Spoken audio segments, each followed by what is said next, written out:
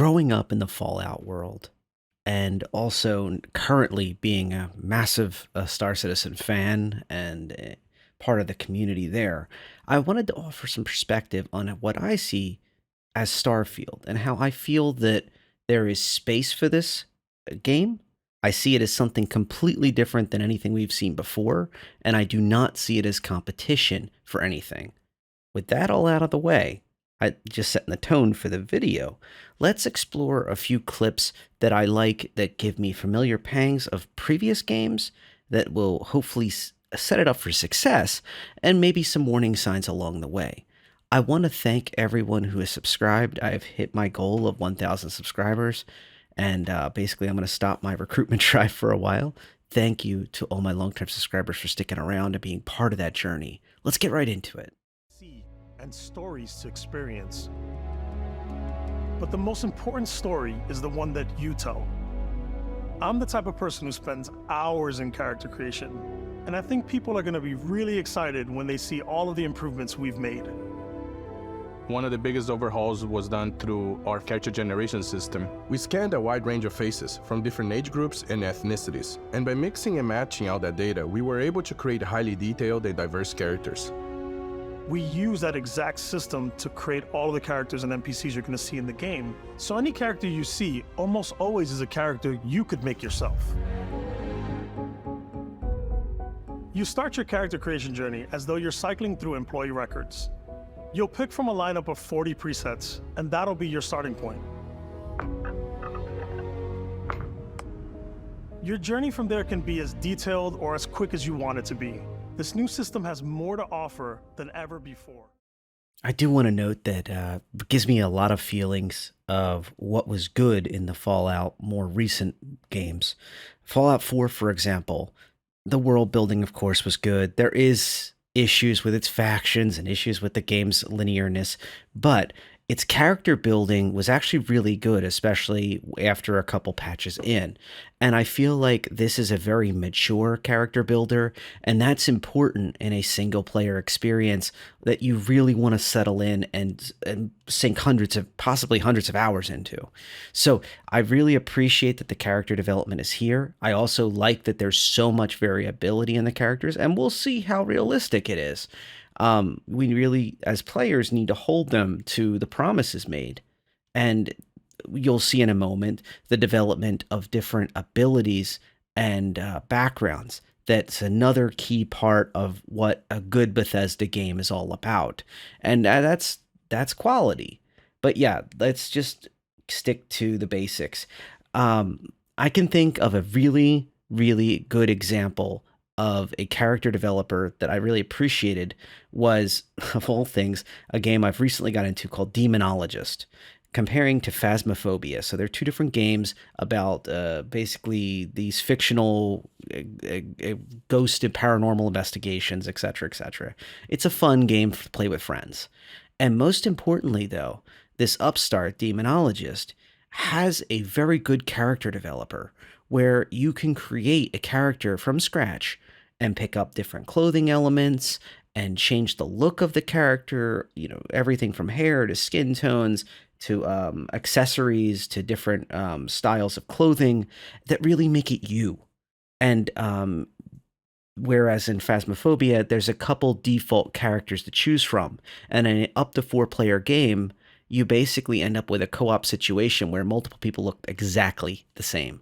And there's no kind of feeling of progression, a feeling of making the character your own. So you may bring your own personality to the game, but without that deeper connection with your character, even in an instance-based game, you do feel a little bit of something left on the table, even if the game is good and the game is excellent, and it is. Demonologist, even though it's a buggy upstart and it's not that well developed yet, it certainly gives you that very clear example of two games that are in the same category and they truly have a difference there. And there's an emotional investment in your character and developing them up. And that's not even going into properties and some other things I could go into. But back to this genre, and specifically Bethesda, they have done this job of making more and more character creation that is truly yours And I really appreciate that. And it's good to see a strong start like this from a game like Starfield. Backgrounds give you a bit of backstory and start you out with 3 basic skills. From chef to dusty. You know, the crew still has a betting pool about which restaurant critic you must have crossed to wind up here. What's great about backgrounds is you never know when yours is gonna come in handy. You could be in the middle of a fancy restaurant talking to some guy, and suddenly you learn he needs a beast hunter to help track down a monster. Fine. I probably should stick to professionals anyway, given what happened the last time. We're also giving you the option to customize your build even further by letting you pick up to 3 traits. Traits are completely optional, and they come with their own advantages and disadvantages. You could choose to meet your biggest fan. By Vectera! Is it really, really you? He'll join your crew, and he'll give you gifts if you're willing to put up with his constant commentary. I can't believe I get to stand near you, breathing the same air. I've got to have every molecule. My favorite trait is kid stuff. You have to pay some credits to support your parents, but they're very sweet, and it's really fun to go visit them. Honey, we got ourselves a visitor. Oh my god! I came across some hostile zealots in space, but because I had chosen a trait that made me the same religion as them, I was able to get by without any issues. There's another great one that gives you a damage buff when your health is low, but mercenaries will randomly show up and try to kill you. No matter what you choose, there will be plenty of ways for you to tell your story. And if you want to remove a trait, there are ways to do that too. Once you've built the perfect character, that's when your journey can really begin. We took what we loved about skills and perks from our previous games and put them together to create an all-new skill system. Each time you level up, you get a skill point, which can be used to unlock or rank up skills. Ranks are unlocked by completing challenges associated with that skill. Challenges become increasingly difficult as you work your way to higher ranks. With our 5 different skill trees and 4 ranks per skill, there's a lot to choose from. As I alluded to, these traits are in the game. I appreciate that they're there. I hope that they're not just gimmicks. In a game that's single player like this, and it's meant to have deep replayability, traits allow you to change things. I think my favorite of all time was not truly a Bethesda make, but published by them, was when New Vegas had Wacky Wastelands.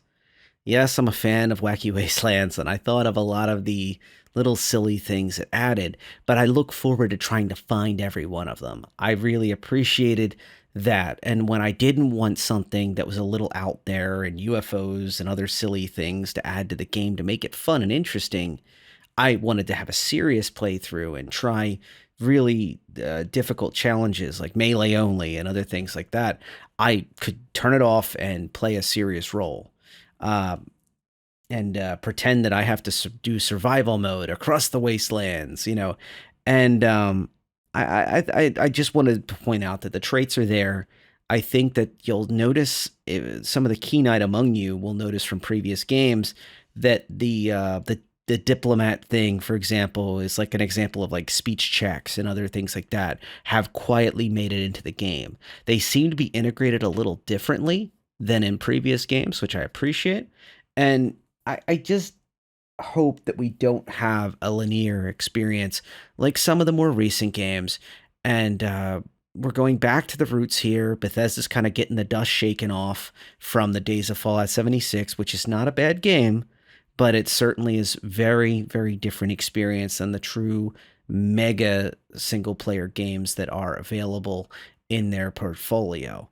And no, I don't count the 60th iteration of Skyrim or Skyrim VR to be considered a new game. To me, this is the first game in a while that's going to truly test those replayability factors. And that's what I consider traits, is basically these will assist in replayability, especially they have not said yet if mods are going to be in the game, allowed to be in the game or not.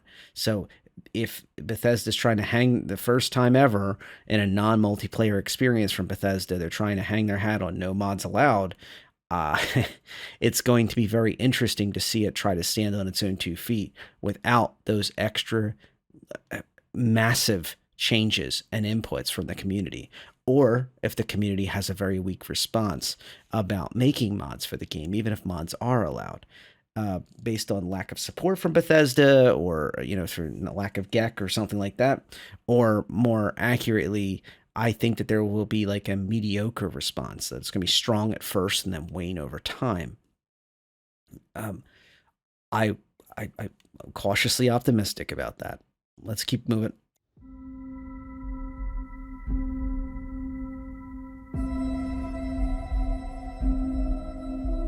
Exploration is a key aspect of all our games. In Starfield, there are full star systems with new life, resources, and adventures.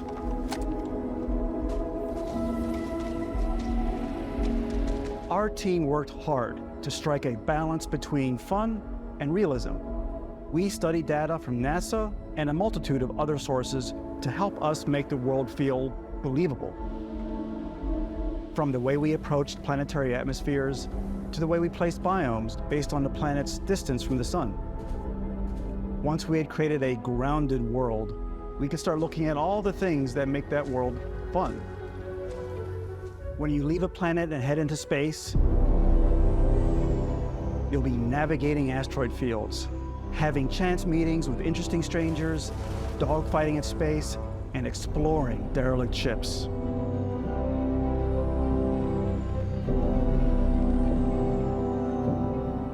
Without a doubt, the planets are absolutely beautiful. I think especially what I'll call the hero planets, the ones that have the large spaceports for the different factions, will be extraordinarily well done and modeled.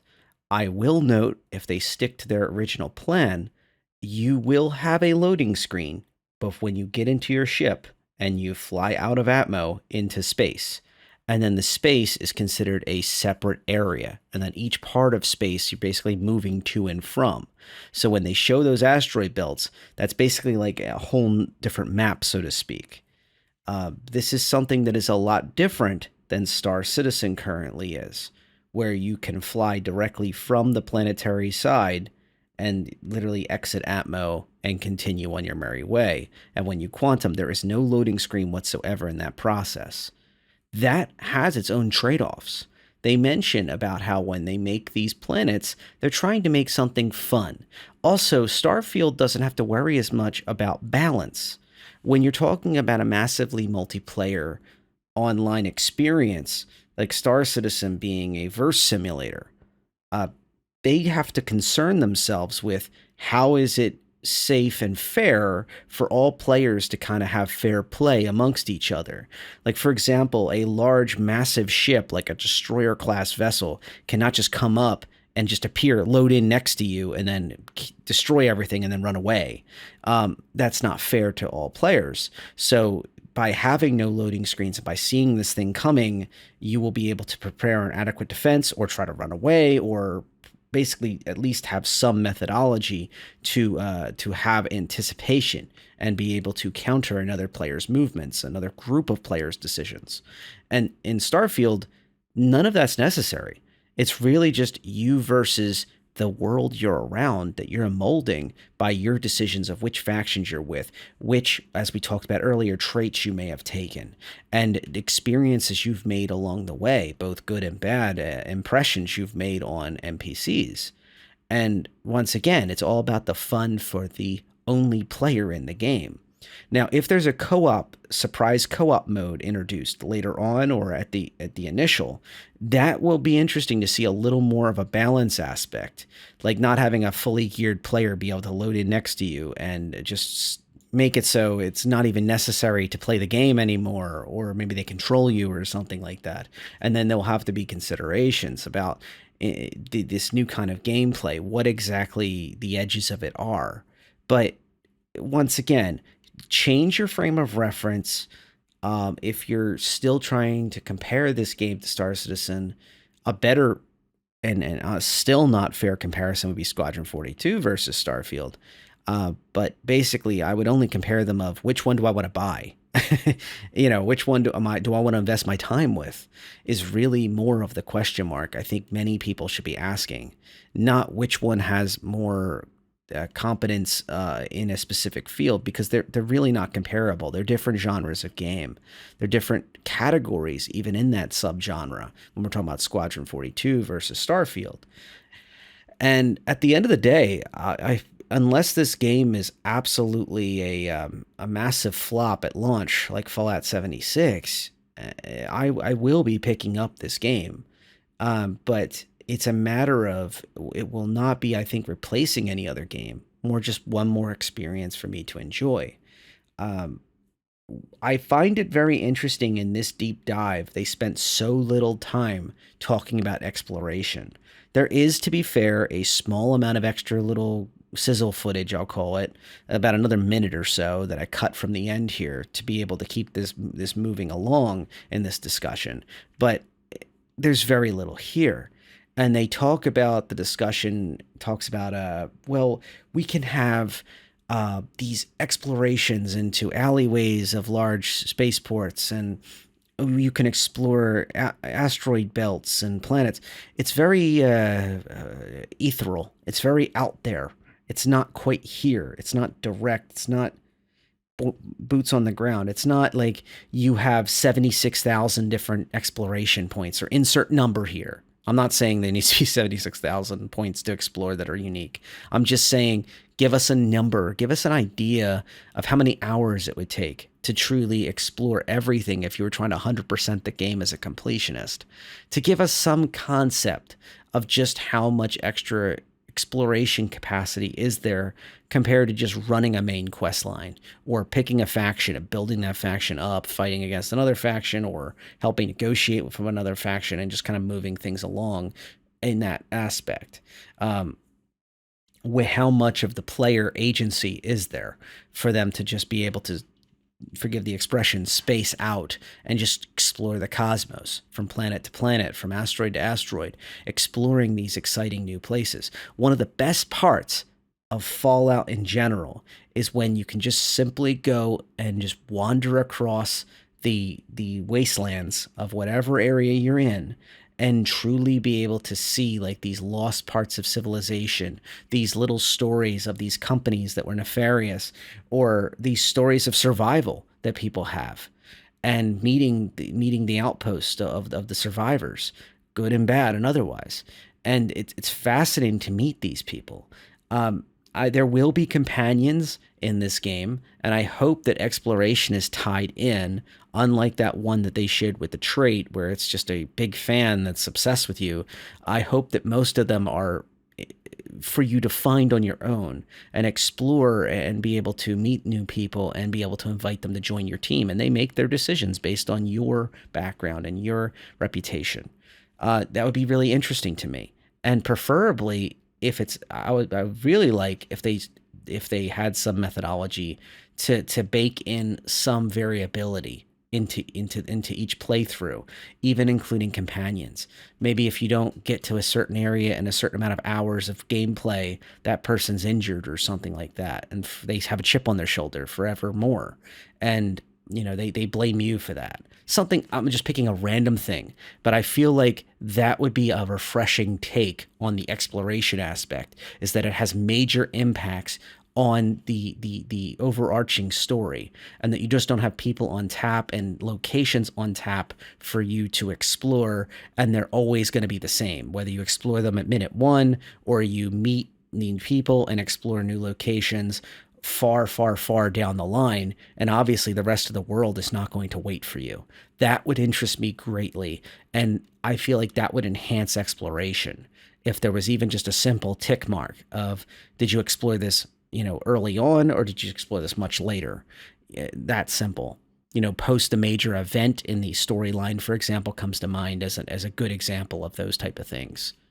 Even just smaller things, like a monument is placed in recognition of a battle that happened, or a great work of survival of a ship is saved due to your actions, and then all of a sudden there's spray paint, remember the Kant style from The Expanse. Interesting stuff, really cool.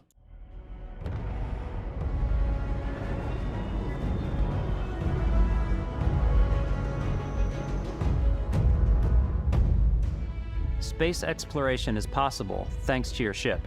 Your ship is almost like having another character or home you can make all your own.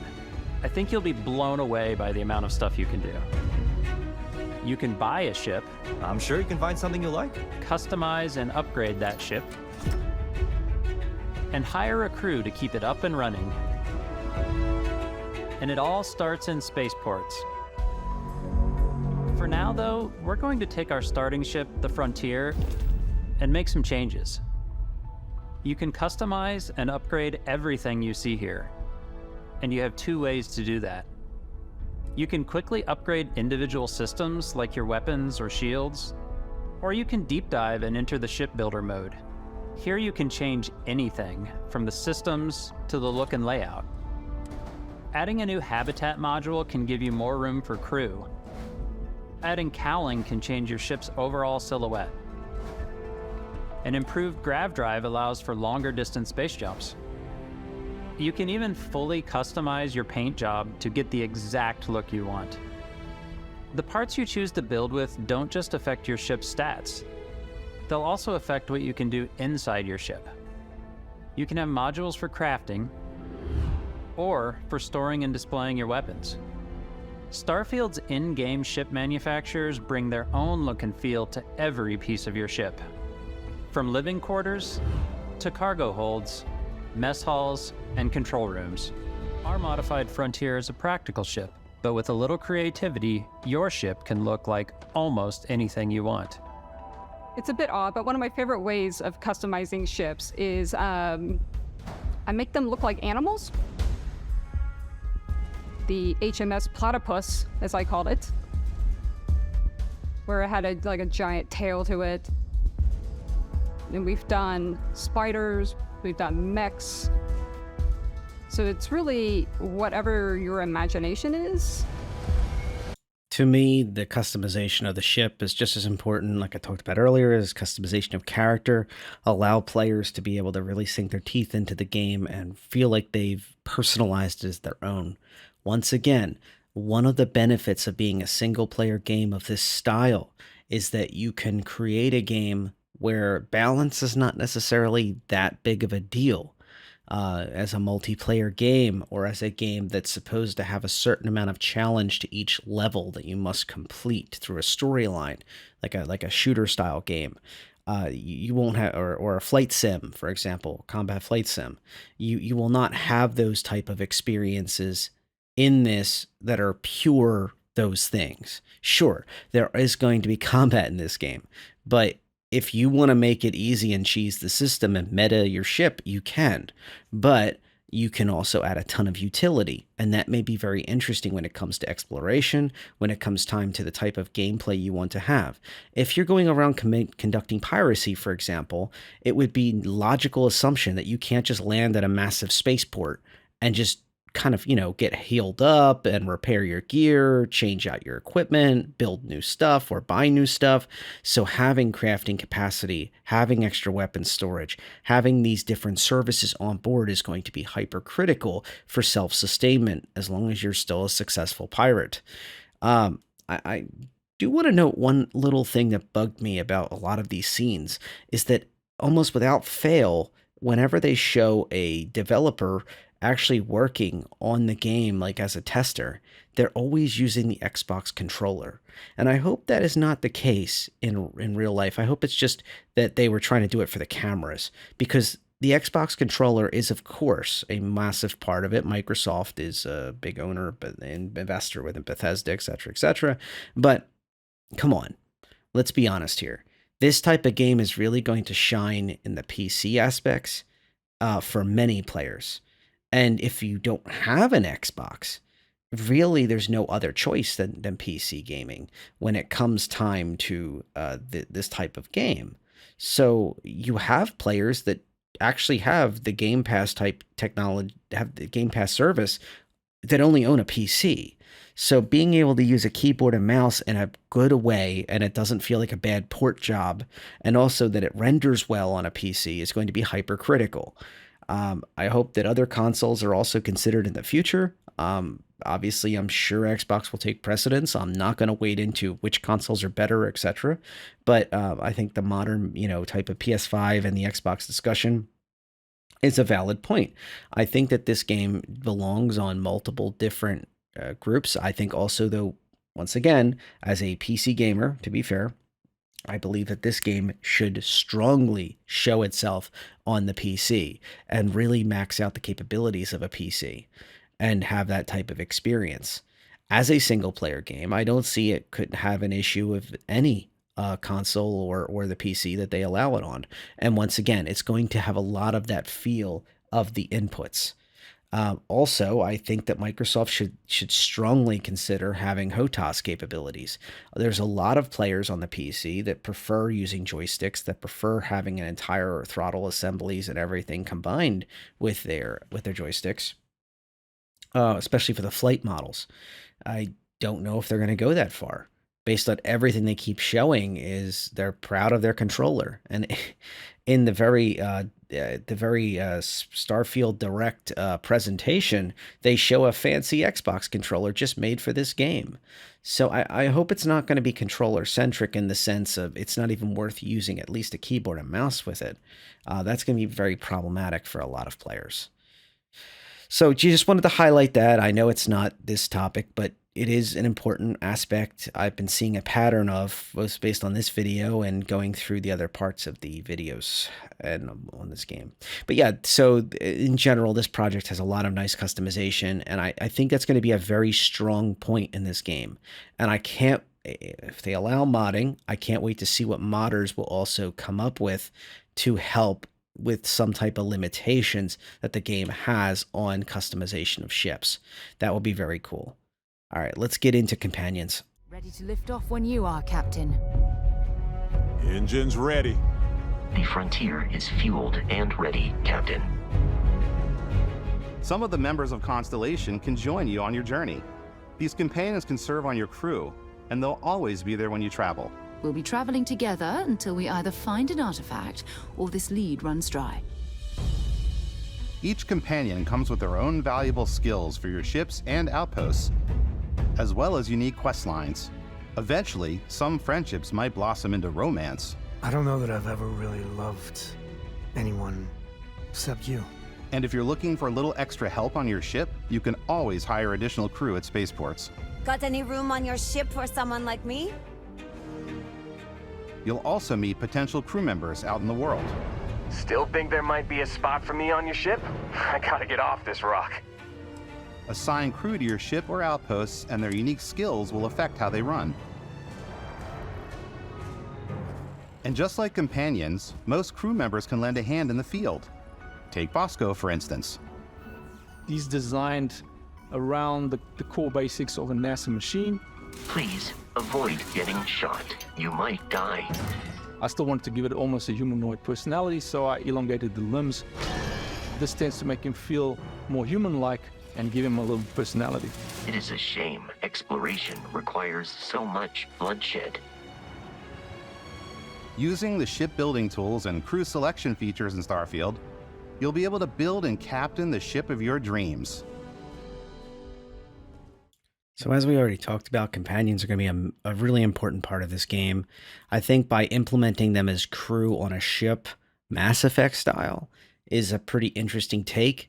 And I find that really neat to be able to travel around with a few of your best friends that you've made along the way and be able to share your successes and your failures as a team. There is like an away team mentality where you can have different people guarding the ship, other people come along. They mention in some of the previews and some of the gameplay demos.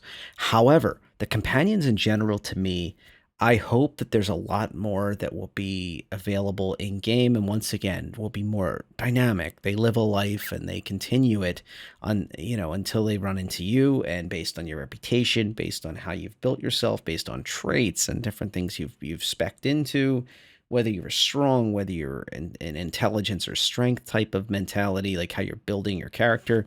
I think all of that should have an impact on companions. I hope that there's a lot of variability and interesting takes to increase the replayability, not just oh, well, I've got the ship with a big enough folding drive, and I can just simply go over there to that planet, to that spaceport, and then I pluck up the most important, most valuable companion in the game that does the most damage. I don't want it to be that A, B, C, D. But once again, everybody, it's not my it's not my world. It's all of ours to enjoy a game, and it's different people's players' experience. If you want a meta min-max, I'm sure there will be guides on probably by day 7 or 8 that certainly have a lot of edits to them and a lot of comments and people kind of crowdsourcing a lot of good information, a lot of good YouTube videos about it, etc., that will be out there with people that are very good at speedrunning games and in general building yourself up for success in these type of games. But I think companions are going to be important. I hope that they're not just window dressing for your ship, and it doesn't appear that they are. It seems like they have very good personalities. They each have their own unique traits. They have their own missions, which is good. Another legacy thing that we've seen from previous Bethesda games, and I value that. I think that's a nice touch. I think that this kind of game is yeah, really taking companions to the next level. Spaceflight should be exciting and dangerous, and you should feel like you're in complete control every step of the way. We've extended that sense of control to ship combat. It's not about just hitting your triggers to fire your weapons. It's a complex dance between your piloting skills and our power allocation system. Boosting power to your engines will make your ship faster. Powering up the ground drives will shorten the amount of time it takes before you can make a jump.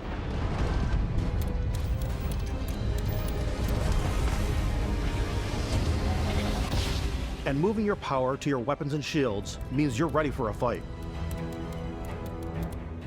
You should always be on your toes because you're not alone out there.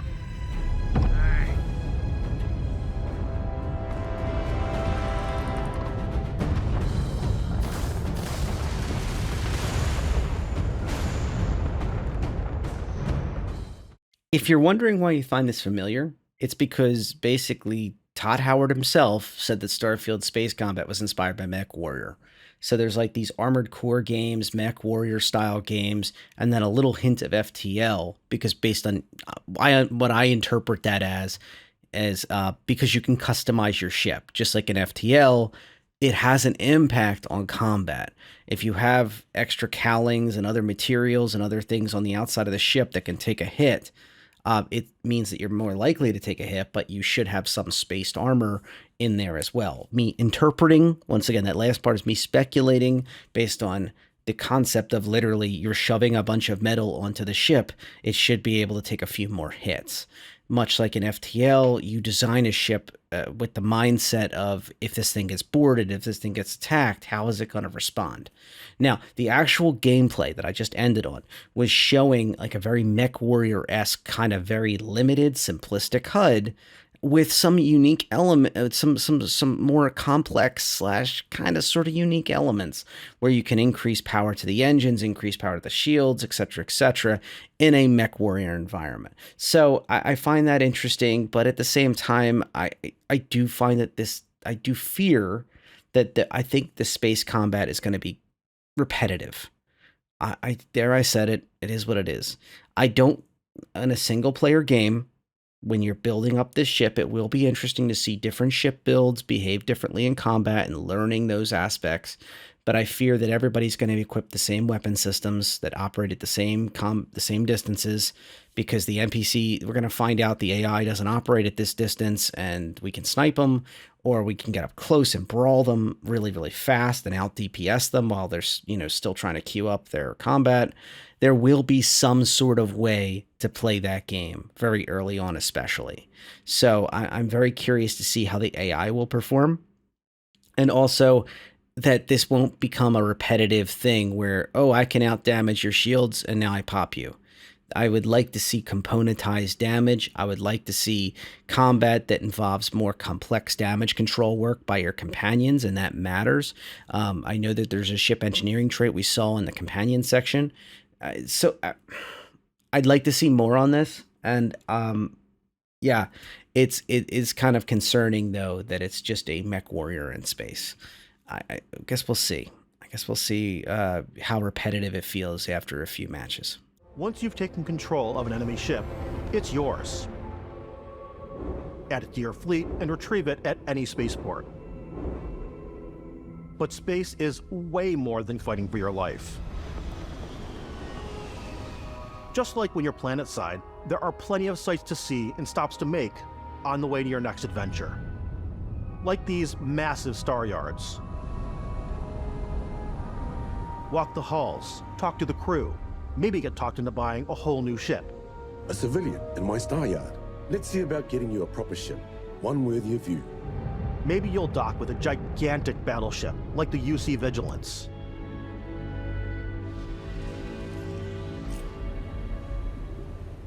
Or rub elbows with the galaxy's wealthy elite on a cruise ship fit for the stars. In some ways, I kind of feel the culture and the design that they're trying to go for, the feel of the game, I guess is the words I'm trying to grasp for. It just feels like they're purposely trying different ways to present things on purpose. Like instead of having cities, they just have big spaceports. Instead of having stations, space stations, they have star yards now. And the big ships, for example, okay, I do like the fan service that the cruise ship looks like a floating Voltec vault. Sure, and the battleship was neat. But I just can't shake the feeling that these are just basically stuff from the ground made to look different and then put up in the air, where you load in a loading screen and there you are, you're inside this station. And it basically, it's just another representation of a spaceport. I hope I'm wrong. I please prove me wrong. I beg you, Starfield, because I think that once again, I'm still worried about the repetitive nature. I also think that it is kind of a miss that you have to, when you take a ship, you add it to your fleet, as they say, ... And then you go to any spaceport and you can grab it and pull it out. I would have liked to be able to see that you could send companions off on different missions in your other ships, instead of them just be sitting there collecting dust and not be part of your fleet. It seems like a little bit of a miss there, where it would be really cool to be able to actually, they send out a distress signal, they're in combat, and you have to race to go save your own friendly ships because the original owners want to take them back. I also want to note that being able to take a captured ship to any spaceport is really game-breaking, because let's say you take the ship of a friendly to that spaceport. You should not be able to just waltz back with the stolen ship and be able to just let it sit there safe and sound without them at least trying to take it back, either by using, the enforcement arm of that faction, or by force themselves, vigilantism. It seems kind of strange that they would just be cool with that, considering how expensive a ship is. Even if you take down every single person on that ship, they have friends, they have families, they have employers. These people will ask questions, and some of them may take actions to find out what happened to that ship and reclaim it at the very least. So I find this interesting, and it kind of seemed very, once again, I hate to use the word, but it felt very simplistic, and it felt very narrow in the viewpoint. And it felt, I just hope that they're not, I hope that they really fleshed out this world a little bit more than that, and that the characters will react to your actions a little bit more. You can't just literally steal half the versus starships and then just go back to a star port or a spaceport, and you don't have to worry about any repercussions. It just seems kind of that just seems like game breaking. Some of the best moments are the ones you discover on your own. The thing I love most about Starfield is that it is a Bethesda game through and through. It's really about going to strange new places, meeting interesting people, and getting sidetracked on zany adventures. Then, realizing 2 hours later that you're involved in a completely new story. You're human. We thought we were the only ones to leave Earth. That DNA is so present here. It's in our random encounters, it's in our handcrafted quests, and it feels so cool to play it and just make your own path in this universe. There are over 1,000 planets out there, just waiting for you to visit. We want you to feel like explorers, breaking ground on new planets, exploring every inch of a mostly untouched galaxy. We want you to feel hopeful. We want you to feel this sense of awe and wonder, and sometimes a little fear. We're giving you a massive playground and a ton of toys, and just setting you free. If you have the skills, you can even figure out that certain creatures and plants, you can build an outpost and produce resources from those plants and animals. You can get experience and rewards for fully surveying planets and fully surveying a whole system. When we were concepting these creatures, we really wanted to think of them as natural to the environment. We didn't want alien monsters, we wanted native wildlife. Something you've never seen before. It's almost like a tale of two games. One side of it is extremely technical and it wants to have these combats in space and on the ground, and it wants to have this huge sprawling tree of ways to destroy things and kind of move the story along. And then the other side of the team is kind of focused on trying to build the worlds up that are, quote, mostly untouched, end quote, which means basically No Man's Sky style. You're going to land on these places, and it's up to you to really make the content. And a lot of these animals remind me a lot of Spore in that game when you used to craft different creatures and you had to do different things with them. And it reminds me a lot of that. Basically, these thousands of planets, etc., or whatever it is, are going to be mostly uninhabited aside from the creatures if they have them, and obviously different environmental effects and the sun impacts on them, etc., etc., whatever the star is in that system. But it just feels like a tale of two games. I think the people that are going to be up in space blowing apart everything that moves are not going to be the same people building big outposts that are capturing creature materials of different types. They're just going to attack ships that are coming off those planets if they have to, and be frustrated that they can't move along in the storyline or build the even badder, bigger ship without the dino scales from this place, or make enough funds or credits to be able to pull that all together. I'm just very curious to see which version of this game is stronger. And base building in general seems to be less powerful when you have 1,000+ planets to explore. A strategic outpost may be nice, but it's only one place out of many, many, many, many planets. It's not like the center of a map on a Fallout game. Add crafting and research stations in your outpost to utilize any resources you find or already have. Mod your weapons to adapt them to your playstyle. Different weapon sights and scopes, larger magazines, a selection of grips and barrels, different ammunition like explosive rounds. All you stealth players out there will surely need a suppressor. You can also choose to go hands-on with melee weapons. I think it's always a delicate balance between like what's realistic, what's sim, and what's Hollywood. And I think we sort of err on the side of like what's fun for the player. Once again, there's not many players that are going to appreciate building massive outposts and then want to constantly go run and gun thousands and thousands of NPCs. I think that there is kind of a difficulty here where they're trying to appeal to every single kind of player and play style. I really hope they can accommodate them all. I'm not saying they can't. I'm just saying they need to prove that. And it just feels like, once again, a tale of two different games. It doesn't know. It's like an identity crisis. It doesn't know which one it wants to be. Maybe they can pull both off. I don't know. Well, I hope you appreciated this take I had on this new content. At least there's a lot more to understand. I don't recommend pre-ordering any game right now unless you're absolutely fanatical in that genre and that specific game, the series. And in this case, is a brand new game. even from a massive developer, I don't recommend pre-ordering this game, especially if you can't beta test it or some other reason to do so. The release date is September 6th this year.